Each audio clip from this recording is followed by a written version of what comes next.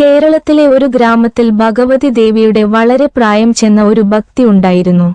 അവർക്ക് ഒരു കൊച്ചുമകൾ ഉണ്ടായിരുന്നു. അവരുടെ പേരക്കുട്ടിയുടെ പേര് രേഖ എന്നായിരുന്നു. രേഖ സ്വഭാവത്താൽ വളരെ അഹങ്കാരിയായിരുന്നു. അവൾ മുത്തശ്ശിയെ കളിയാക്കുകയും എപ്പോഴും പരുഷമായി സംസാരിക്കുകയും ചെയ്യുമായിരുന്നു. അമ്മ നാരായണി ദേവി നാരായണി ലക്ഷ്മി നാരായണി ഭദ്രനാരായണിയാണ്. ദേവി ചോട്ട നിഗിർ ദേവിയാണ്. അമ്മേ, എന്റെ കുട്ടിക്ക് ജ്ഞാനം നൽകണമേ. അവൻ വളരെ അഹങ്കാരിയാണ്. അമ്മേ, അവൻ ഒരു മാതൃകയായി മാറുകയാണ്. അത്തരമൊരു സാഹചര്യത്തിൽ നിങ്ങളുടെ ഭക്തി അവസാനിക്കും. അമ്മേ, അമ്മേ, ദയവായി അവന് കുറച്ച് ജ്ഞാനം നൽകി അവനെ സംരക്ഷിക്കുക. അവനെ നിങ്ങളുടെ സംരക്ഷണത്തിൽ സൂക്ഷിക്കുക. അമ്മേ, അവനെ നിങ്ങളുടെ സംരക്ഷണത്തിൽ സൂക്ഷിക്കുക. അപ്പോഴാണ് രേഖ എത്തുന്നത്.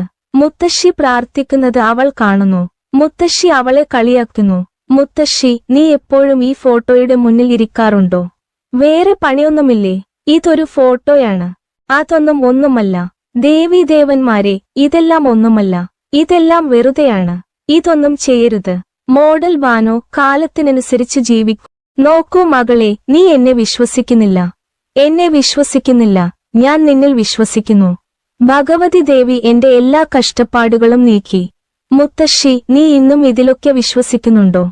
പോകൂ മകളെ, ഞാൻ വിശ്വസിക്കുന്നത് നീ വിശ്വസിക്കുന്നില്ല. പക്ഷേ നീ പോകൂ. രേഖ സ്കൂളിൽ നിന്ന് വരുമ്പോഴെല്ലാം അവൾ ഒരു പഴയ സെമിത്തേരിയിലൂടെയാണ് വരുന്നത്. പഴയ സെമിത്തേരിയിൽ ഒരു ശവക്കുഴി ഉണ്ടായിരുന്നു. ആൽബർട്ട് ഫെർണാണ്ടസിന്റെ ശവക്കുഴിയിലെ പ്രേതം രേഖയെ സ്നേഹിക്കാൻ തുടങ്ങുന്നു. അന്ന് രേഖ രാത്രി ഉറങ്ങുമ്പോൾ ആൽബർട്ട് ഫെർണാണ്ടസിന്റെ പ്രേതം അവളുടെ മുറിയിലേക്ക് വരും.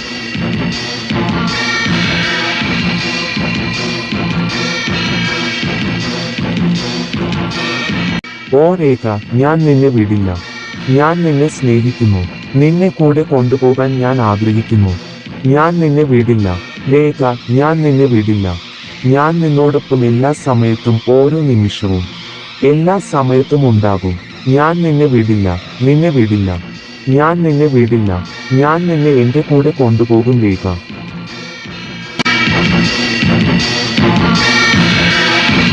അമ്മേ, എന്നെ രക്ഷിക്കൂ, എന്നെ രക്ഷിക്കൂ. എനിക്ക് എങ്ങനെ തോന്നുന്നു? അമ്മേ, എന്നെ രക്ഷിക്കൂ, എന്നെ രക്ഷിക്കൂ. അമ്മേ, എന്നെ രക്ഷിക്കൂ. അമ്മേ, എന്നെ രക്ഷിക്കൂ, എന്നെ രക്ഷിക്കൂ. എനിക്ക് എങ്ങനെ തോന്നുന്നു? അമ്മേ, എന്നെ രക്ഷിക്കൂ, എന്നെ രക്ഷിക്കൂ. അമ്മേ, എന്നെ രക്ഷിക്കൂ. അമ്മേ, എന്നെ രക്ഷിക്കൂ, എന്നെ രക്ഷിക്കൂ. എനിക്ക് എങ്ങനെ തോന്നുന്നു? അമ്മേ, എന്നെ രക്ഷിക്കൂ, എന്നെ രക്ഷിക്കൂ. അമ്മേ, എന്നെ രക്ഷിക്കൂ.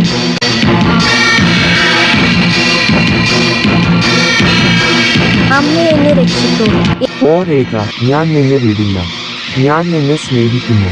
നിന്നെ കൂടെ. മകൾ രേഖയ്ക്ക് എന്ത് സംഭവിച്ചു? എന്തിനാണ് അവൾ ഇങ്ങനെ അലറുന്നത്? ഹേ വൃദ്ധ, ഞാൻ രേഖയല്ല. ഞാൻ ആൽബർട്ട് ഫെർണാണ്ടസിന്റെ ആത്മാവാണ്. ഞാൻ നിങ്ങളുടെ മകളെ സ്നേഹിക്കുന്നു. അവളെ എന്നോടൊപ്പം കൊണ്ടുപോകും.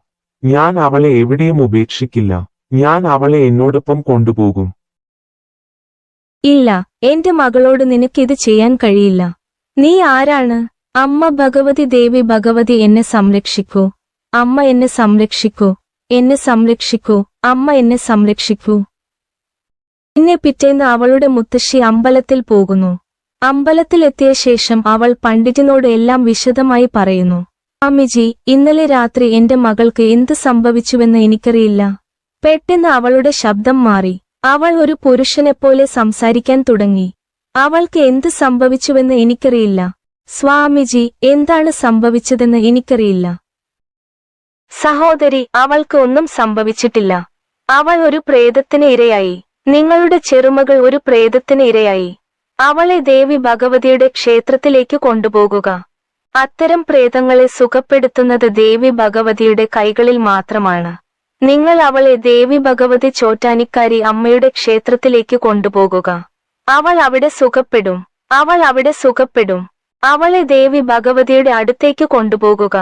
അതെ, അവളെ അവിടെ കൊണ്ടുപോകുക. രേഖ, വരൂ മകളെ. വരൂ വൃദ്ധയെ, നീ എന്നെ ഭഗവതി ദേവിയുടെ ക്ഷേത്രത്തിലേക്ക് കൊണ്ടുപോകാൻ ആഗ്രഹിക്കുന്നുണ്ടോ? എന്നെ ഭഗവതി ദേവിയുടെ ക്ഷേത്രത്തിലേക്ക് കൊണ്ടുപോയാൽ ഞാൻ നിന്നെയും നിന്റെ മകളെയും കൊല്ലും. നീ മാത്രമല്ല, നീ പോകും. എന്റെ മകളുടെ ശരീരവും ഉപേക്ഷിക്കും, പ്രേതാത്മാവേ.